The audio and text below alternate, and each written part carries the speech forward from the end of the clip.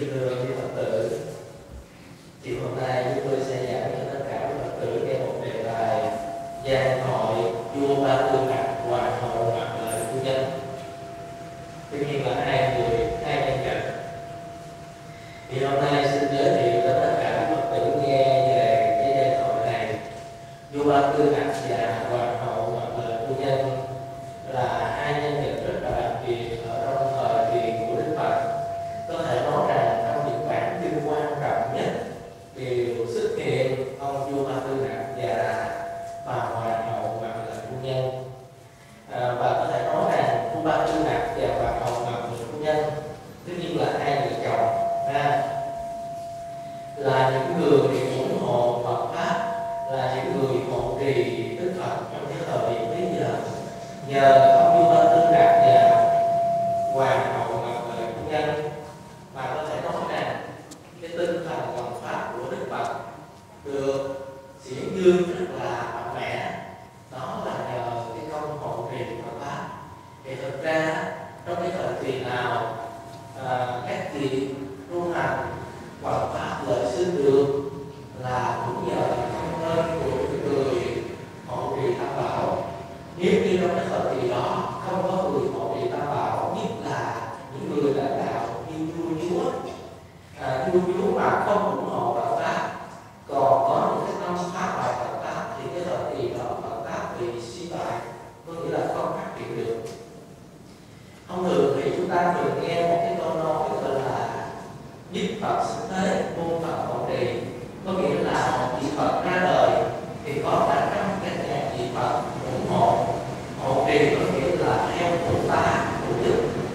Thì chắc có lẽ là Đức Phật thực ra Ngài đã thành Phật, thì những người đệ tử của Ngài, những người cư sĩ, tại gia cũng như những người xuất gia đều là những vị hộ pháp cho Đức Phật. Thì hôm nay chúng tôi sẽ giới thiệu về hai nhân vật này rất là quan trọng ở trong Phật pháp. Nếu như chúng ta có học kinh điển thì chúng ta sẽ thấy xuất hiện hai vị này rất là nhiều. Thì đầu tiên chúng tôi xin nêu cái giai thoại thứ nhất là cái giai thoại nói về ông vua Ba Tư Hạt và Hoàng hậu Mặt Lợi Phu Nhân đối đáp với nhau. Trước khi nói về cái giai thoại này, chúng tôi xin giới thiệu cho tất cả quý vị biết về con người của Hoàng hậu Mặt Lợi Phu Nhân. Thì như chúng ta biết đó, là một vị hoàng hậu là người giàu hay là người nghèo? Ai cũng biết hoàng hậu là người giàu. Đó là cái điểm thứ nhất, là người có địa vị hay là người phó thượng nhân. Phó thượng nhân tuy nhiên không có ví dụ gì đó hết. Là người có địa vị, là người giàu sang, là người đẹp, là người có uy tín, là người có tất cả. Hoàng hậu là muốn cái gì có cái đó. Nhưng mà xin thưa quý vị, trước khi mà bà Mặt Lợi Phu Nhân này được làm hoàng hậu, bà ta là một người cô gái ngoài trong một kiếp đó. Trong ngay một cuộc đời mà bà có hai cái hoàn cảnh khác nhau. Cái hoàn cảnh đầu tiên là bà là một người cô gái ở ngoài. Cái cuộc đời sau, cái khoảng đời sau đó, bà lại là một bà hoàng hậu. Sao mà nó lạ lùng như thế? Chúng ta ở đây có ai là kẻ ở ngoài không? Chắc là không, phải không? Mà cũng không ai là một bà hoàng hậu hết, phải không? Rõ ràng như vậy. Vì vậy Hoàng hậu Mặt Lợi Phu Nhân trước khi là một người con gái ở ngoài, tuy nhiên như thế bà có một cái nhan sắc rất là đẹp tuyệt vời. Có thể nói rằng là trong xứ Ấn Độ thời bây giờ không có một người con gái nào đẹp bằng bà Mặt Lợi. Bà tên là Mặt Lợi nhưng mà thường sẽ kêu là Hoàng hậu Mặt Lợi hay là Mặt Lợi Phu Nhân. Đó là nhiều cái cách kêu gọi. Thì là một bổn phận là một người con gái ở ngoài, bà hay tuổi thẹn, là hay mặc cảm với xã hội, hay mặc cảm với mọi người. Bà tự nghĩ rằng tại sao mình sinh ra trong cuộc đời này mình lại nghèo khổ như vậy? Bởi vì đời trước không có bố thí cho nên đời này sinh ra mới chịu một hoàn cảnh nghèo khổ như thế. Nhìn lên thấy người ta sang trọng, người ta thấy người ta giàu có, người ta đầy đủ hết tất cả, còn riêng mình thì suốt cuộc đời sống học hiu. Nay về đây mai đó không có cha mẹ, không có thân nhân, không có nhà cửa, tất cả tài sản đều không, cái gì cũng không. Cho nên cô hoàng hậu này, Mặt Lợi Phu Nhân này rất là buồn. Bởi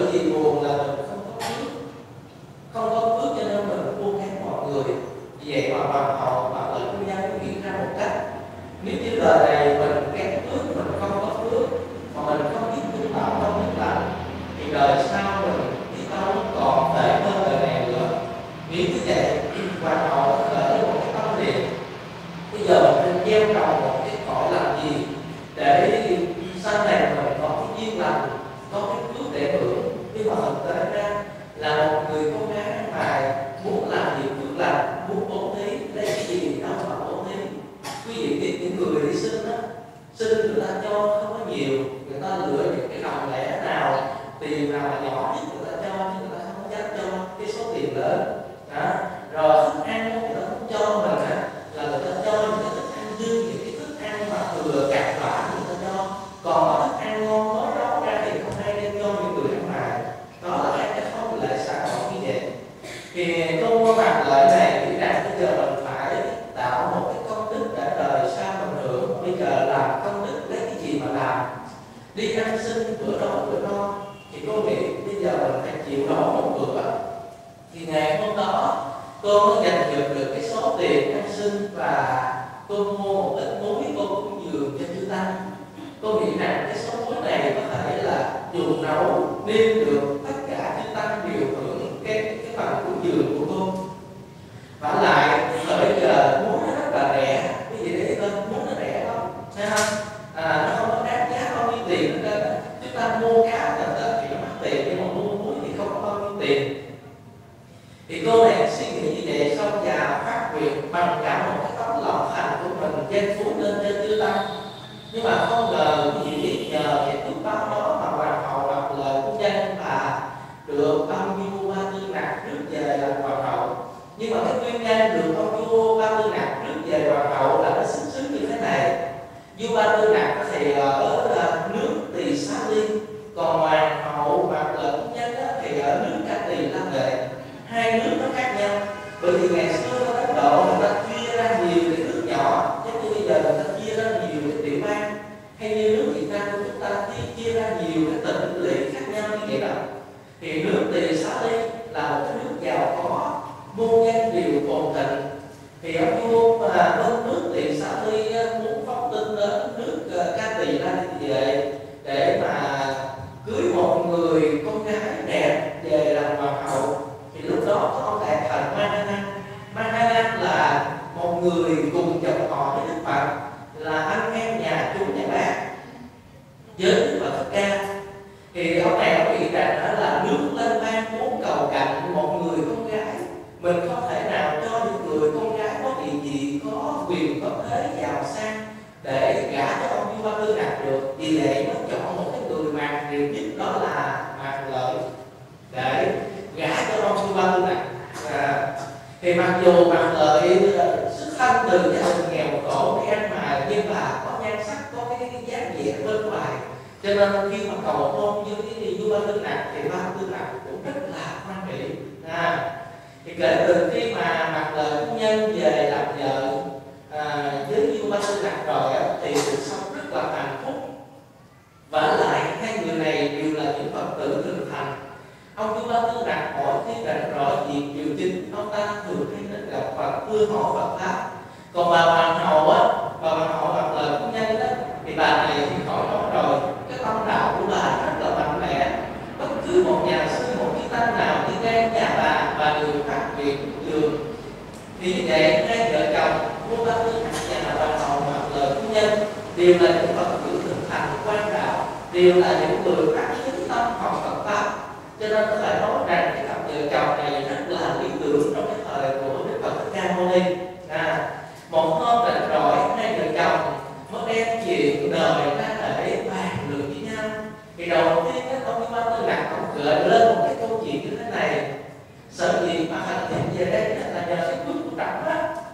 Ông nói vậy á, thì cái bà hoàng hậu báo chịu, bà nói không, đây là cái phước của hành thiện chứ không phải là cái phước của đại dương.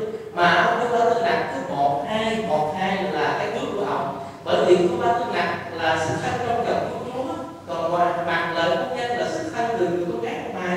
Nhưng mà bà nhờ cái phước cúng dường hạnh phúc mà bây giờ được về làm hoàng hậu. Thì cái phần này chúng tôi sẽ giảng sau để kể hết cái câu chuyện này cho tất cả quý vị nghe trước. Thì bây giờ hai người cứ cãi nhau về cái lý đó. Cái lý đó là cái lý gì?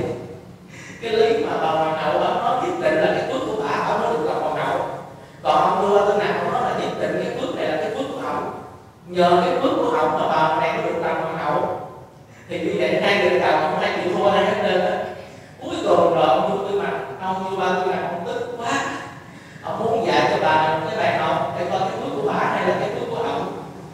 vị biết tối trong đêm đó nó ngủ á, ông lén ông lộ cái chiếc nhẫn mà trong cái lúc mà cái ngày đám cưới trước bà hoàng hậu về, ông có tặng cho cái chiếc nhẫn, mà trên chiếc nhẫn nó có một cái hòn ngọc rất là quý, chỉ có ông vua mới có cái hòn ngọc đó, mà vì quý kính bà hoàng hậu cho nên ông tặng cho bà hoàng hậu cái chiếc nhẫn mà trên chiếc nhẫn có hòn ngọc đó. Thì đêm đó ông lén đợi bà hoàng hậu ngủ sai, ông lột cái chiếc nhẫn đi, ông lột rồi ông ăn thầm bí mật không cho bất cứ một người nào biết, ông đem ra rồi xong luyện cái chiếc nhẫn đó xong, ông sẵn sàng ông bỏ cái chiếc nhẫn đó, vua mà đâu có cần, thấy không? Ông bỏ cái này có cái khác, còn vậy đó. Quý vị biết sáng ra và hoàng hậu bà mất chiếc nhẫn, bà mất chiếc nhẫn nhưng mà bà vẫn bình thường, bà không có than trời trách đất, bà không có kể lệ với ai. Thì ông này đã có đủ biết trước rồi, cho nên ông gạ gẫm đó, ông hỏi ủa cái chiếc nhẫn của hai thân nó mất tiêu rồi.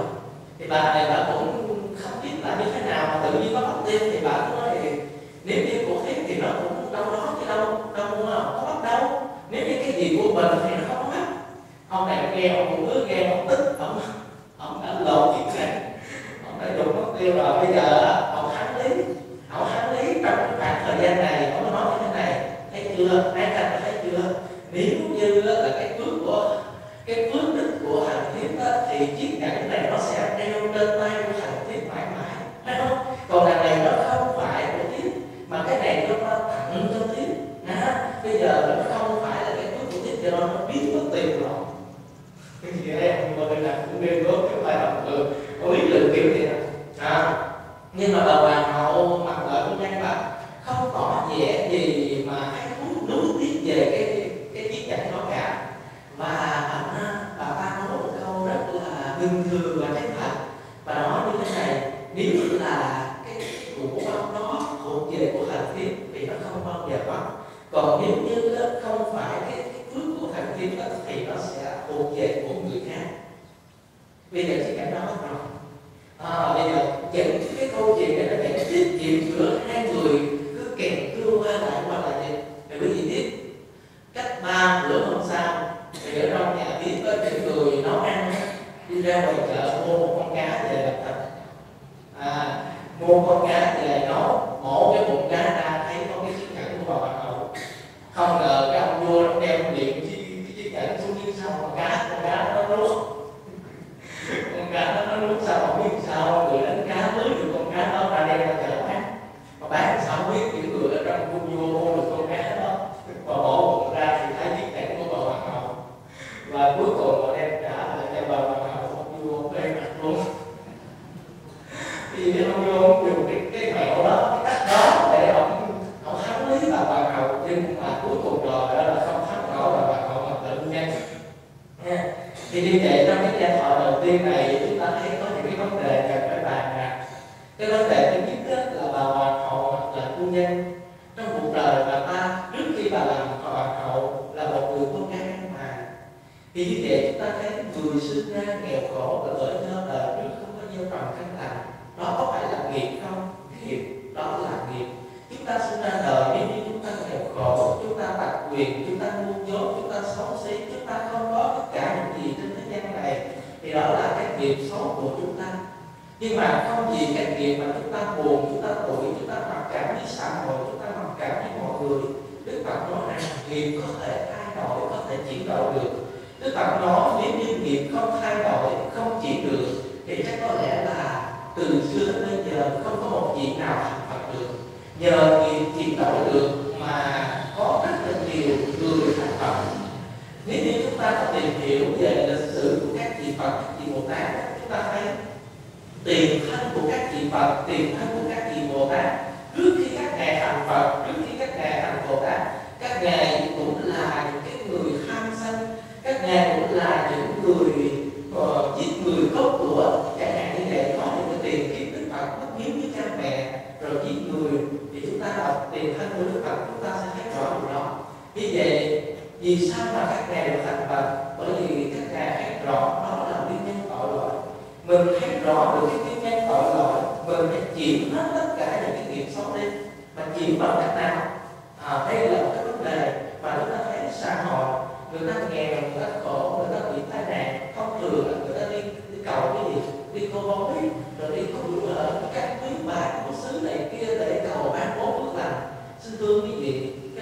thể được. Bởi vì sao? Bởi vì mà mình không có phước mà mình đi cầu ở đâu lên trời ban cho mình, thì có giả sử cái phước đó có tới tay mình cũng không được được. Cái phước mà tự tay mình làm, tự bản thân mình tạo, thì cái phước đó nó thuộc về của mình. Còn cái phước mà mình cầu của người ta hoặc là mình chiếm đoạt của người ta đó, thì một thời gian nào rồi nó cũng tiêu tan hết, nó không phải của mình.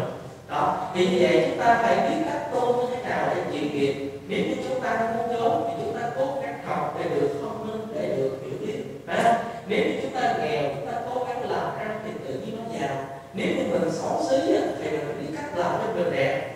Bởi vì mình hay nhăn nhó, mình hay cười cãi, mình hay trợn trừng, mình hay liếc mắt, thì tự nhiên nó trở thành một con người xấu xí. Rồi nếu như chúng ta biết tạo cho mình lúc nào cũng phát triển, lúc nào cũng nhẹ, lúc nào cũng nói những lời an ủi tươi vui giống như một đóa hoa, thì tự nhiên mình trở thành một con người đẹp. Thì như vậy làm đẹp hay là làm xấu là do quyền của chúng ta. Nghèo giàu, ngu trí, thông minh hay là dốt nát cũng là từ chúng ta tạo, chứ không phải có một ông trời, một đấng thần linh nào đó ban cho chúng ta. Đức Phật nói rằng không ai có quyền đưa chúng ta lên thiên đường, và cũng không ai có quyền nhận chìm chúng ta xuống địa ngục, mà chính hành động của chúng ta, chính những tâm niệm của chúng ta quyết định đưa chúng ta lên thiên đường hay là đưa xuống địa ngục. Thì như vậy mình có quyền chịu tất cả những cái nghiệp xấu trong cuộc đời của mình để mình trở thành một cái con người nhẹ nhàng.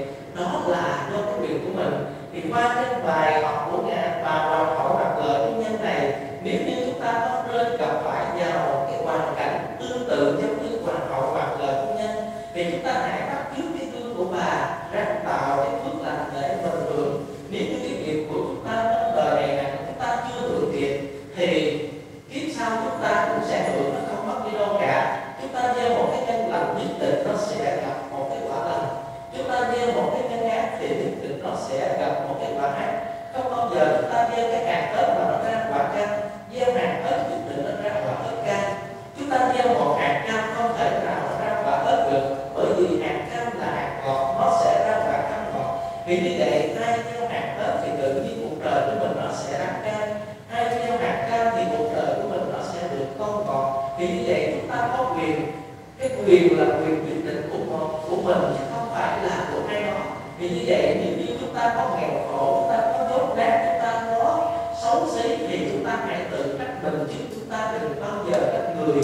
Người xưa nói rằng trách người một trách ta mười, bởi ta tự trước nhân nên người bạc sau. Mình hãy trách mình một, trách người, trách mình bởi ta, trách mình một, trách ta nữa, trách mình người một, trách ta mười, bởi ta tệ trước cho nên người bạc sau. Mình hãy trách mình đi, tại vì mình trách mình không có gieo trồng phước đức, phải không? Chứ đừng có trách người ta hội bạc với mình, tại sao người ta không giúp đỡ mình, tại sao người ta không có quan hệ với mình. Thì bởi vì mình không có gieo những cái nhân tốt thì làm sao mình được kết quả tốt. Vì vậy hiểu được cái lý này rồi thì chúng ta phải tự tạo cho mình. Đức Phật nói chúng ta mọi người hãy tự tạo cho mình một hòn đảo an toàn, là một cái nơi nương tựa vững chắc, chứ không ai có thể là cái chỗ nương tựa của mình. Chính mình là cái chỗ nương tựa cho mình. Đó là qua cái lời của Hoàng hậu hoặc là phu nhân, chúng ta có thể học theo cái gương này, thấy không? Đó là cái giai đoạn đầu. Bây giờ qua cái giai đoạn thứ hai, chúng ta thấy rằng ông vua Ba Tư Nặc ông quyết định rằng bà Hoàng hậu sở dĩ được về ở trong cung là do cái phước báo của ông. Nhưng mà bà Hoàng hậu thì lý luận rằng đây là cái phước báo của Hoàng hậu, là hai người không ai chịu thua cái lý ai hết. Nhưng mà cuối cùng rồi bà Hoàng hậu bà chứng minh được cái phước của bà về trong hoàng cung được làm hoàng hậu là chính do bà tạo, chứ không phải do ông vua Ba Tư Nặc. Thì như vậy qua cái giai đoạn cái câu chuyện này, chúng ta có thể nhận định được rằng nếu như trong cuộc đời của chúng ta mà có phước báo từ đời trước hoặc trước đây chúng ta đã tạo, thì dù giả sử có người nào cái tiện cái kép, giả sử có người nào muốn chiếm đoạt cũng không thể chiếm đoạt được, bởi cái đó thuộc về của mình. Nếu cái đó không thuộc về của mình mình có cố mình gìn giữ, mình phá chặt cái nữa, một ngày nào không tránh nó cũng bay đi. Chúng ta hãy hiểu rõ điều này. Chứ tôi có nghe kể một cái câu chuyện mà ở quê mà cái chỗ tôi giảng thì trong chùa này là một cái chùa đi. Quý vị biết một đêm nọ ăn trộm nó để cơm tương hết những cái đầu mát không ban những cái chuông mỏ lưu quý vị biết nó sáng ra trong chùa không còn những cái pháp khí đó để sử dụng nữa. Nhưng mà quý vị biết 3 ngày hôm sau á, thì cái tên này đem ra được những cái vô tình gặp một người công an xã, mà công an xã này có phát hiện ra những cái thứ này làm tại sao anh chàng này có đem bán. Thì ra ông công an xã có điều tra và cuối cùng tóm lên cậu đó tịch thu hết tất cả những cái tài sản mà anh ta quên trong chùa đem trả về chùa. Thì quý vị thấy trong chùa này lẽ ra là sẽ bị mất hết tài sản đó, nhưng mà do cái phước báo của những người ở trong chùa đó không có được, là nếu như chúng ta không có phước báo thì những cái phước kết của nó sẽ thuộc về của người khác. Cho nên có nhiều khi chúng ta mất một cái gì đó thì chúng ta hay trách, chúng ta hay buồn, chúng ta hay rầu. Nếu như mình có cái cảm giác nhân quả nhìn về phía Đức Phật đó, quý vị biết đó, mỗi khi chúng ta mất một cái món đồ gì, chúng ta đừng có phàn nàn và trách móc, mình hãy tự nghĩ rằng chắc có lẽ đời trước mình cũng từng là ăn cắp của người ta, phải không? Cho nên bây giờ người ta mới cắp lại của mình. Còn cái người mà không có cái nghiệp đó thì không bao giờ bị mất của, không bao giờ bị mất đồ. Đó là cái lý mà chúng ta nhìn bằng cái con mắt nhân quả thì tự nhiên chúng ta không bao giờ khởi lên cái việc buồn phiền. Từ cái chuyện đó chúng ta có thể suy ra, ví dụ như tại sao người ta hay khó khăn với mình, người ta hay chửi rủa đánh móc mình, là bởi vì chắc có lẽ trước đây đời nào đó chúng ta cũng từng khó khăn đánh móc với họ, cho nên bây giờ chúng ta sống gần họ, họ hay thường đánh móc mình và họ hay gây đau khổ cho mình. Nhìn như vậy thì chúng ta không có khởi lên cái việc tâm niệm dành cho người khác, đó là nhìn theo cái con mắt nhân quả. Rồi nếu như chúng ta không nhìn được cái con mắt nhân quả thì chúng ta hay trách móc mọi người. Thì như vậy tôi xin tóm lại trong cái giai đoạn đầu tiên giữa Hoàng hậu Ngọc Lệ Phu Nhân và ông Vua Ba Tư Nặc rút ra một cái bài học kinh nghiệm qua 2 ý. Ý thứ nhất là bà Hoàng hậu ban đầu không có phước, nhờ tạo cái công đức lành mà bà được cái phước hiện đời được làm hoàng hậu. Đó là cái ý thứ nhất. Đến ý thứ hai, người đã có phước rồi thì dù cái ai muốn chiếm đoạt, ai muốn phá hủy cũng không thể chiếm đoạt, cũng không ai phá hủy được. Đó là cái việc thứ hai. Thì qua cái vấn đề này rồi thì chúng ta thấy nếu như mình đưa phước, mình muốn chiếm đoạt tài sản của người khác, mình về thụ hưởng riêng tư cho mình, thì xin thưa quý vị, một ngày nào đó cũng tiêu tan hết, chúng ta không thể hưởng được của vi pháp. Đó là cái giai đoạn đầu tiên. Bây giờ có cái giai đoạn thứ hai, cũng có Vua Ba Tư Nặc và Hoàng hậu Ngọc Lệ Phu Nhân. Một ngày nọ trong lúc rảnh rỗi thì ông Vua Ba Tư Nặc ông gợi lên một cái câu chuyện, bởi vì hai người này đều là Phật tử, cho nên thường hay đem đạo lý học từ nơi Đức Phật ra. Chỉ có Hoàng hậu và Ngọc Lệ Phu Nhân mới sinh đôi vừa lứa để bàn luận Phật pháp. Thật sự ra không lẽ bây giờ ông vua để bàn luận Phật pháp chứ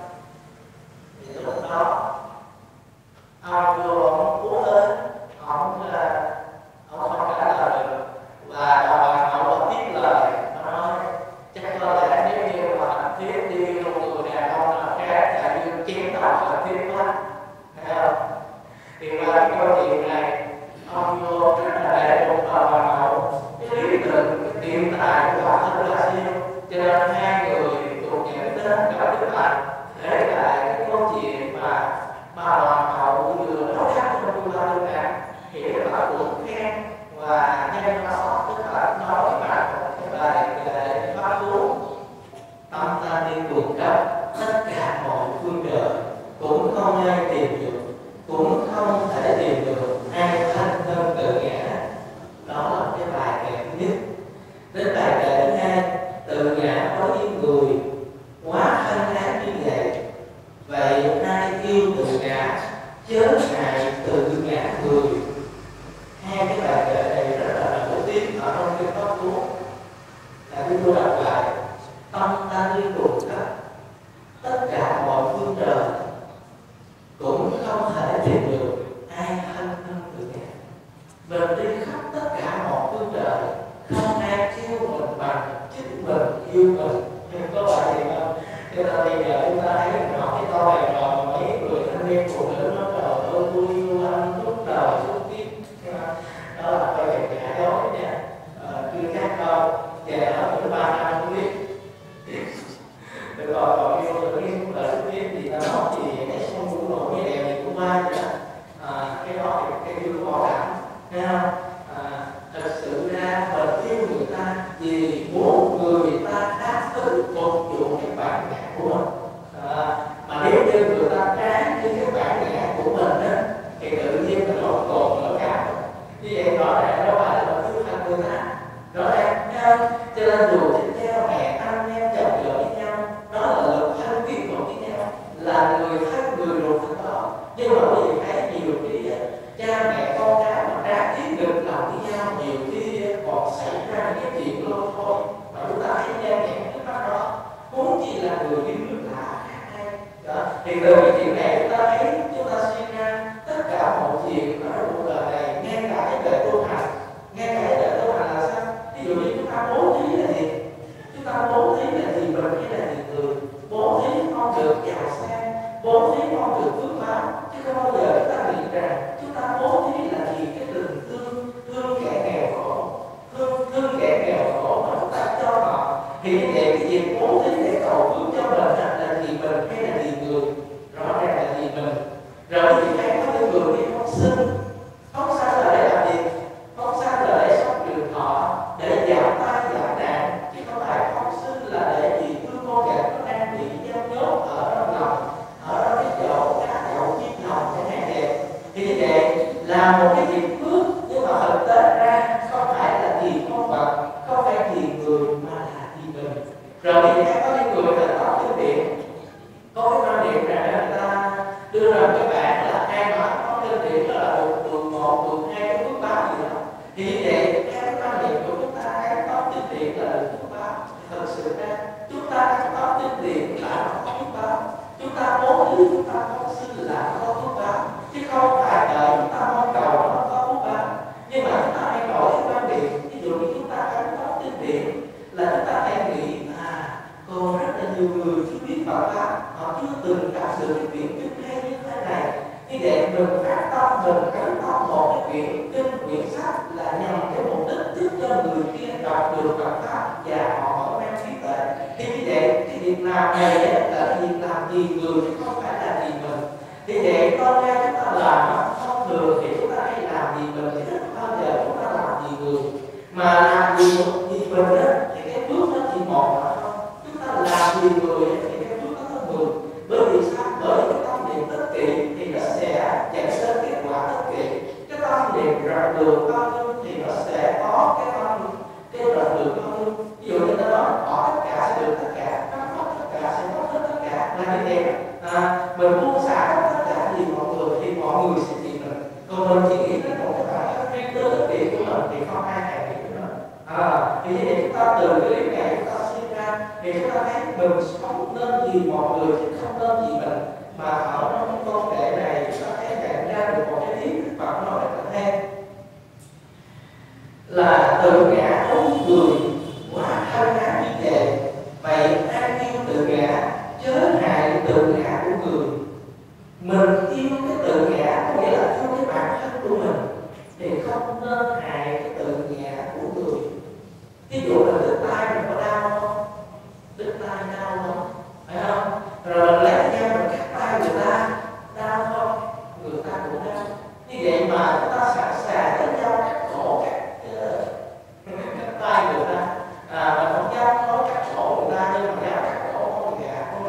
ví dụ vậy ha, con gà thì còn đau chứ, nó còn biết tự trọng cái cuộc sống của nó, chứ nó đâu có muốn chết đâu, có đâu có con vật nào nó tình nguyện đưa chỗ cho nó cắt đâu.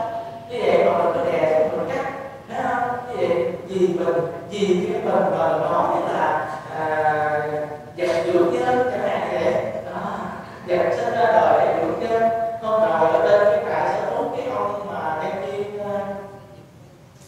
nhân viên rửa ra để phục vụ cái con cọp á, nó sẽ sát ra ở trên đấy, thì cái vậy đó là nhân dược dạy hay là dược nhân đó. Thì như vậy chúng ta thấy mình không được đó, mình sống mình theo cái quan niệm của mình từ hồi xưa tới bây giờ, cho nên nhiều khi chúng ta lý luận để bao che cái bản ngã của mình. Thì bây giờ chúng ta nói ai mà yêu tự ngã của mình thì đừng có nên xúc phạm đến tự ngã của người. Mình thấy mình chắc chiếc một cái mình cũng đau phải không? Như vậy mà mình sẵn sàng để mình đá cho mọi người. Ai nói rằng mình 1 tiếng một chiều đó nó nổi, mà mình sẵn sàng nói rằng người ta nói 10 tiếng. Thì ra từ cái chuyện này mình suy ra rõ ràng là như vậy. Thì không bao giờ chúng ta hiểu được cái đạo lý này rồi, chúng ta hãy tôn trọng tự ngã của mọi người, đừng có làm xúc phạm đến tự ngã của người. Thì như vậy đó, đây chúng ta thấy qua cái bài này, bà Hoàng hậu chính là vị Phật để trả cho ông Vua Ba Tư Nặc cái bài học thật là đích đáng. Ông Vua Ba Tư Nặc ông cứ nghĩ rằng bà Hoàng hậu này đã đem cái tình thương đến phía ông, thấy không? Nhưng mà không ngờ bị bà Hoàng hậu đặt lại cái vấn đề, bà nói sở dĩ mà hành thiếp yêu bệ hạ là gì là bệ hạ đem cái tình thương đến cho hành thiếp, thấy không? Nếu như hành thiếp mà cái ngoại tình với một người đàn ông nào khác thì lúc đó đã như còn yêu hành thiếp nữa hay không? Đâu còn nữa. Như vậy sở dĩ mà mình yêu người ta là vì mong muốn người ta đáp ứng cái bản ngã chiều theo cái sự mong muốn của mình. Đó là cái gì? Thì thật sự ra đây là cái bài pháp thật là hay của bà Hoàng hậu. Có thể nói tất cả chúng ta hiện diện đang ngồi đây là đa số là những người nữ cư sĩ Phật tử, chúng ta hãy học theo cái gương của bà Hoàng hậu là thế này, hãy biết rõ vấn đề thân này là giả tạo. Nếu như chúng ta yêu cái bản thân này thì hết suốt đời chúng ta sẽ chết chiều, chúng ta không học đạt được. Thân này cái bản đó là giả, mà mình cứ chiều, mình cứ trao dồi, mình cứ tu bổ cho nó. Cái gì cũng vậy, suốt cuộc đời thì cái bản thân này mà tạo quá nhiều nghiệp. Chúng ta xấu, chúng ta muốn làm cho nó đẹp, mà không có tiền, muốn đi chạy trọt, muốn đi làm những cái phương tiện gì đó để cho phục vụ cái bản ngã này. Có gì cái những người mà muốn chính trị kia, khi mà hết tiền rồi, họ sẽ giết người để mà họ tìm một cái để họ thụ hưởng cho cái bản ngã, tức như là thụ hưởng cho cái bản này. Thì như vậy thì để tạo biết bao nhiêu tội lỗi. Thì chúng tôi xin tóm lại trong cái giai đoạn này để cho tất cả chúng ta thấy rõ cái câu nói của bà Hoàng hậu, và nhân cái câu nói của bà Hoàng hậu, Đức Phật nói lên một cái bài kệ ghi lại trong kinh Pháp Cú. Sở dĩ mà mình yêu người ta là mong muốn người ta phục vụ cái bản ngã của mình. Đó là cái câu nói này chúng ta thấy chưa? Vì mình trọng cái bản thân mình quá, vì mình tự trọng cái bản thân mình. Cho nên Đức Phật nói nếu như ai trọng cái bản thân mình thì đừng có xúc phạm đến thân người khác. Ta nhớ thì đó, cái câu này rất là hay. Ai muốn tôn trọng cái thân của mình, mà cái danh từ trong chuyên môn đây là tự ngã. Tự ngã thì là cái bản ngã của mình. Đó là cái câu chuyện thứ hai. Bây giờ đến một cái câu chuyện thứ ba. Câu chuyện này nó có liên quan ở trong kinh Lăng Nghiêm, mà trong cái câu chuyện này chỉ xuất hiện một ông vua Ba Tư Nặc mà thôi, chứ không có xuất hiện vào Hoàng hậu hoặc lượng nhân. Trong kinh Lăng Nghiêm là một cái bộ kinh rất là quan trọng ở trong Phật pháp. Kinh Lăng Nghiêm còn là Phật pháp còn, kinh Lăng Nghiêm diệt là Phật pháp mất. Đức Phật nói như vậy. Đức Phật tuyên bố rằng cái thời mạt Pháp đến cái thời kỳ cuối cùng là kinh Lăng Nghiêm mất trước nhất. Kinh Lăng Nghiêm mất trước nhất. Cho nên cái bộ kinh Lăng Nghiêm bây giờ thì còn chúng ta thấy các bộ kinh chưa đến đó là cái thời kỳ gọi là mạt Pháp.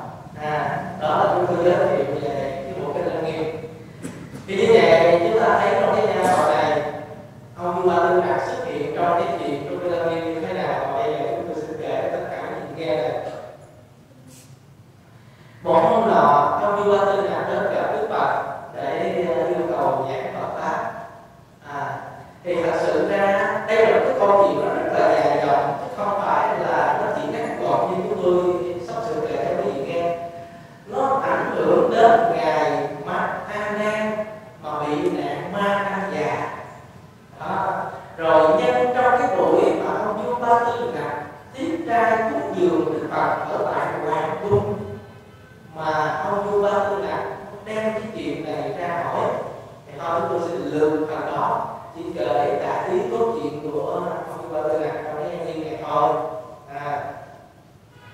Thì sau khi cái buổi cúng dường đó, ông vua Ba Tư Nặc ông hỏi Đức Phật theo như những người ngoại đạo họ nói rằng con người chết rồi là hết, mà theo cái lý của Phật pháp nói rằng có một cái niết bàn, có một cái niết bàn vĩnh cửu thường hằng. Như vậy họ không biết cái nào đúng cái nào sai.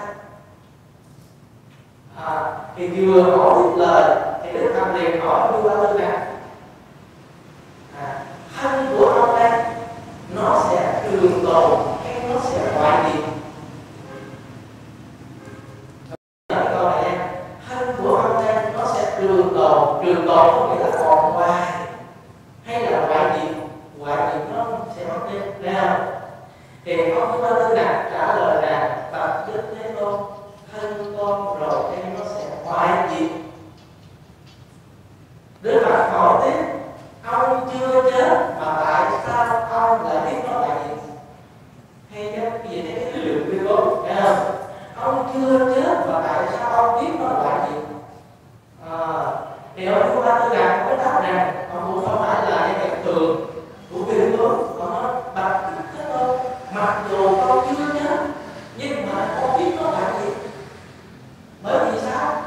Bởi vì là con thấy hồi con còn trẻ thì da dẻ hồng hào, tóc đen má ửng, còn bây giờ già rồi tóc bạc lưng còng. Đó gọi là con biết nó là gì. Giống như cây củi nấu thì nó sẽ hết và nó sẽ thành tro cả hai miếng tro. Thấy không? Đó là cái lý luận của ông vua Ba Tư Nặc với Đức Phật, thật là sắc bén chứ không phải là tầm thường. Rồi bây giờ Đức Phật nó hỏi tiếp nè, như vậy con nói rằng thân ông sẽ hoại diệt. Như vậy trong cái hoại diệt đó có cái gì không hoại diệt hay không? Cái thân này nó hoại diệt nhưng mà có cái gì nó không hoại diệt hay không? Thì là cái Đức Phật dạy ông vua Ba Tư Nặc đi từng bước chúng ta thấy rất là sắc bén như bước. Thì lúc đó ông vua Tư Nặc cũng bí trả lời con được, nó là Đức Thế Tôn, con chỉ biết thân của con nó rồi thì nó sẽ hoại diệt không, chứ mà nói về cái hoại diệt có cái không hoại diệt con không biết. Thì bây giờ Đức Phật nó khai thị cho ông vua Ba Tư Nặc nè. Đức Phật nó hỏi ông vua Ba Tư Nặc, ông thấy nước sông Hằng lúc nào? Vua Ba Tư Nặc đáp, bạch Đức Thế Tôn, con thấy nước sông Hằng lúc 3 tuổi. Lúc 3 tuổi mẹ con bồng con đến bái kiếp đền Tiền Bà. Lúc đó con mặc dù 3 tuổi con còn nhớ tới bây giờ, con chứng kiến cái cảnh lúc 3 tuổi. Rồi Đức Phật hỏi tiếp, ông thấy nước sông Hằng lúc nào nữa? Vua Ba Tư Nặc có trả lời, bạch Đức Thế Tôn, năm 13 tuổi, lúc đó con còn nhỏ, con có dạt chạy giờ chơi ở trên sông Hằng, con thấy dòng nước sông Hằng một lần nữa. Đó là lần thứ hai. Rồi bây giờ khi ông vua Ba Tư Nặc trả lời về sau, Đức Phật có hỏi là như vậy lúc 3 tuổi, lúc 13 tuổi cho đến bây giờ ông 62 tuổi rồi, cái thấy dòng nước sông Hằng đó nó có thay đổi hay không? Ông vua Ba Tư Nặc trả lời, bạch Đức Thế Tôn, lúc 3 tuổi, lúc 13 tuổi cho đến bây giờ ông già 62 tuổi rồi, cái thấy nó không có khác nhau, cái thấy nó không có thay đổi, thấy không? Thì như vậy Đức Phật kết luận cho ông biết rằng cái thân của ông lúc 3 tuổi, cái lúc 13 tuổi và bây giờ 62 tuổi nó có hai đầu, phải không? Từ hồi nhỏ thì nó khác, trung niên nó khác, lão niên nó khác. Thì như vậy cái thân thì có hai đầu, nhưng mà cái tấm thấy của ông nó không có hai đầu. Có hay không? Nó là như vậy. Thì vậy Đức Phật kết luận rằng cái gì có hai đầu thì nó thuộc về vô thường. Có hay không? Nó là cái gì thay đổi thì thuộc vô thường, mà còn cái gì không thay đổi thì nó trường tồn bất biến. Thì như vậy ở ngay cái thân của mình thì nó sẽ hòa diệt, còn cái tánh thấy của mình thì nó không bị hòa diệt. Cho nên bạn nói cái gì có thay đổi thì cái đó thuộc về sinh diệt, cái gì không thay đổi thì thuộc về bất sinh bất diệt. Cho nên qua cái câu chuyện này rồi chúng ta thấy Phật khai thị cái tâm thấy mà không những trên vô tâm tư lạc, mà ngay tất cả chúng ta hãy nghiệm nghĩ lại thôi. Cái bản thân mình ở lúc nào cũng thay đổi, bây giờ thì nó khỏe mạnh, nhưng mà một chút xíu nữa chìm về cái gì khác nó sẽ mệt mỏi, nó sẽ quậy quậy, rồi nó sẽ đựng bạn đổ ra đủ thứ chứng nó lên. Thì vậy nó có phải là thay đổi không? Nó thay đổi cách rất là rõ ràng, nhưng mà cái tâm thức của mình có thay đổi không?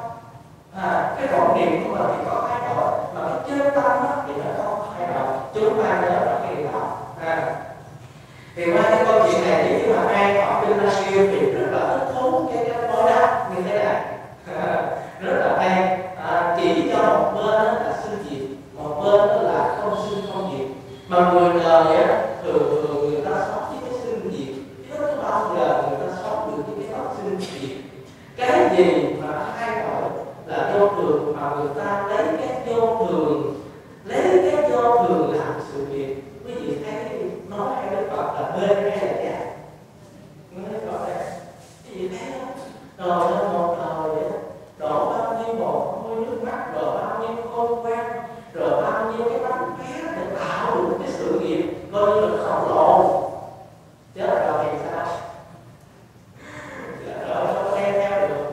Cái gì thấy có nhiều người tiếp lên nhiều người, thậm chí cái người này còn sống, họ đem cái của cải đó họ làm phước thì họ đời sau này họ sẽ hưởng đằng này họ tạo, họ chưa có làm phước được đó, họ đã chết rồi.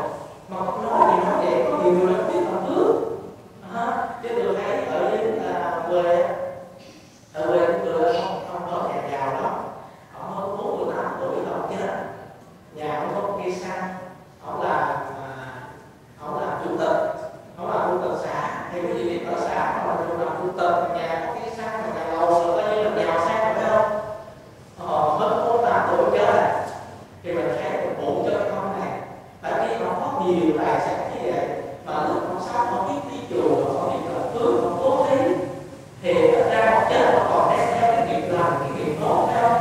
Còn đằng này họ chết họ bỏ lại bao nhiêu sự nghiệp đó, mà cái nghiệp thì an an, cái nghiệp mình ăn thì an an, mình bỏ lại cho vợ con được, mà vợ con chưa chắc biết không, vợ con nó khá vài bữa bây giờ không xác hết, phải không? Thì đó là nó như vậy mình dùng những cái bánh bé, những cái khôn ngoan xảo diệu của mình để tạo những cái cơ sở sự nghiệp đồ sộ như vậy, bỏ lại cho người khác được, nhưng mà cái bản thân của mình thì mang theo cái nghiệp sống.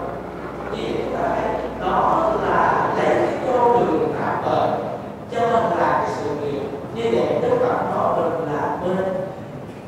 Còn người trí, người giác ngộ thấy biết rõ cuộc đời này là vô thường tạm bợ, giống như chúng ta đi ở trên một chiếc ghe, một chiếc tàu, nó chỉ là một cái phương tiện đưa chúng ta từ bờ này qua bên bờ kia, phải không? Qua bờ xong rồi chúng ta leo lên bờ, chúng ta đi, chứ không bao giờ có một người nào leo lên rồi gác chiếc ghe cái tàu con dai tiếp được, phải không? Thì như vậy nó ở cuộc đời này mình sống không thể nào không có nhà cửa, phải không? Phải có nhà cửa, không thể nào chúng ta ở ngoài trời ngoài mưa ngoài gió được, rồi chúng ta không thể nào chúng ta không mặc quần của mặc áo đi ngờ rồi chúng ta không thể nào chúng ta nhịn đói, chúng ta không ăn, chúng ta không biết chúng ta sống được. Phải có cơm ăn, phải có áo mặc, phải có nhà cửa, bệnh hoạn, phải có tiền thì được. Nhưng mà chúng ta biết rằng tất cả những thứ đó là có nặng nề gì, lúc đó mà tạo quá nhiều nghiệp mà không nhận ra được cái chân tâm bất sân bất diệt ở trong mình, mà đối tượng chỉ rất là rõ mà chúng ta không nhận ra. Thì nhân qua cái giai đoạn đó này, chúng ta rút ra được cái bài học kinh nghiệm rất là quý giá, rất là hay, mà Đức Phật đã chỉ cho ông Vô Ta Tư Mặt mà cũng chỉ cho tất cả chúng ta. Vì vậy chúng tôi xin tóm lại trong cái câu chuyện này để rút ra một cái bài học áp dụng cho ngay bản thân của chúng ta ngay trong hiện đời này. Tất cả những cái sự kiện ở thế gian này là chúng ta phải thì nó sẽ thay đổi, nó là vô thường. Ngày nay trong tay mình nhưng mà ngày mai biết trong tay người khác. Nhưng mà chúng ta hiểu được đạo lý ở ngay trong cái vô thường, ở trong ngay cái đạo việc nó có một cái chân thường bất sinh bất diệt, thì chúng ta hãy đương đáo với cái bất sinh bất diệt, cái không bị do thường chi phối, đó là chúng ta người giác ngộ hơn mê lạc. Thật sự ra cái giai đoạn của ông vua Ba Tư Hạt và hoàng hậu Ngọc Lời Vương Gia này rất là nhiều. Thì chúng tôi khi mà nghiên cứu và học kinh điển thì chúng tôi thấy hay quá. Những vị ngày xưa là những vị cư sĩ tại gia, mặc dù bận rộn rất là nhiều công việc, cái gì chỉ có một ông vua, một bà hoàng hậu đâu có rảnh rỗi đâu mà đi nghe pháp si duyên như thế, mà ông vua Ba Tư Hạt nói ngày nào ông không nghe cái Phật cái pháp của cái ngày đó ông tiếp ăn cơm nữa, có những cái bản kinh nói như vậy á. Và hoàng hậu Ngọc Lời cũng nhắc cũng vậy, không được nghe Phật pháp như ngày đó không được ăn cơm. Thì như vậy chúng ta thấy mình quý được cái tấm lòng của người xưa tha thiết họ đạt như vậy đó, thì chúng ta đưa theo cái câu hành của người xưa mà chúng ta áp dụng cho ngày nay. Chúng ta ngày nay chúng ta đâu có việc gì mà không vua, chúng ta đâu có bận rộn như con vua, thế mà nhiều khi chúng ta lại không đủ thời gian chúng ta học đạo, chúng ta bắt muốn hết chuyện này đến chuyện kia. Hôm trước có một người Phật tử chúng tôi hỏi thì sao lâu quá không thấy đi chùa, mình cũng tình cờ hỏi gì không, tại vì không thấy thì tôi hỏi không thấy. Thì người Phật tử này nó trả lời là nó là thưa thầy việc mắc vô nhà. Chứ tôi cũng nói thêm câu đây tôi sợ cái người Phật tử này tự ra, tôi nói tôi không chết là cái nhà ở đây coi, nhưng mà thôi tôi cũng nói thì nó buồn phải không. Thì họ tự ra mình nghĩ thôi, cứ nói là bắt coi nhà thì con cái đi làm trên là phải coi cái nhà này, ví dụ như con mình coi cái nhà này nó có to không đó, một hơi thở hít vô mà không thở ra cái nhà đó đang có, cũng có người khác để coi chứ cái gì quan trọng cái nhà như vậy đó. Thì như vậy chúng ta hiểu được cái đạo lý này thì chúng ta thấy mình sẽ cởi mở ra, mà mình sẽ tháo gỡ những cái điều mình không nè đó. Tại sao mình giam hãm nhốt mình ở cái khuôn khổ một cái rõ, một cái nhỏ bé như vậy, cái đất cái thế giới bao la mênh mông, mà mình chỉ giam mình ở trong một cái chỗ thiệt là tù túng. Chúng ta phải thoát ra khỏi cái chỗ đó, và nơi nào cũng là chân trời góc biển, nơi nào cũng là nhà của tất cả chúng ta. Hiểu được như vậy thì chúng ta hãy sống trong một đời này, chúng ta không còn bận rộn, chúng ta không còn phải mắc muốn vào những tài sản, những cái vật chất tạo hợp trong cuộc đời này. Đó là cái câu chuyện của ông Vua Ba Tư Hạt, chúng tôi nói thêm cho tất cả các vị như vậy. Bởi vì chúng tôi xin nói thiệt quý vị, cái gì đi tôn, chúng tôi đi tôn là coi như là nói tất cả những gì mà của cha mẹ để lại, chúng tôi không có quan trọng hết nữa. Kể từ lúc mình bước ra khỏi nhà là mình đừng có suy nghĩ gì cái của cha mẹ của mình để lại. Tại vì có nhiều người của cha mẹ mình để lại đó, nhà cửa, ruộng vườn, đất đai, sự nghiệp cha mẹ mình cũng phải có cái phần ở trong đó đấy. Nếu như mà mình nghĩ như vậy thì ra đâu cũng được. Đừng bao giờ nghĩ đến cái đó nữa. Một khi buông là bụi sạch. Còn bắt buông còn liếm tiếp thì rất là khó tu. Ngồi đó mà còn thiền nhớ đến cái nhà, nhớ đến cái trường, cái đất này bây giờ đất nó xuống nó lên giá mấy tỷ, không được. Cái gì hay đó là cái điều trở ngại trên cái con đường tu này. Thấy không? Đoạn này là như vậy. Bởi vì cái người ở bên nhân cách tôi chỉ biết đó, một thời gian đó người ta kể, ta chạy đến ta kể cho tôi nha, nói rằng nó bảo cái khu nhà của thầy bây giờ người ta bán đất bán trường mấy tỷ tỷ thôi mà.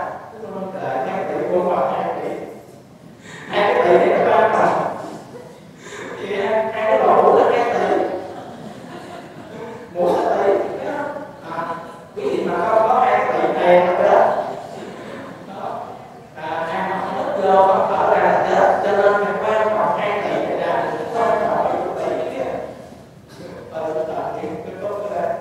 Cái gì về đó 2 tỷ vậy?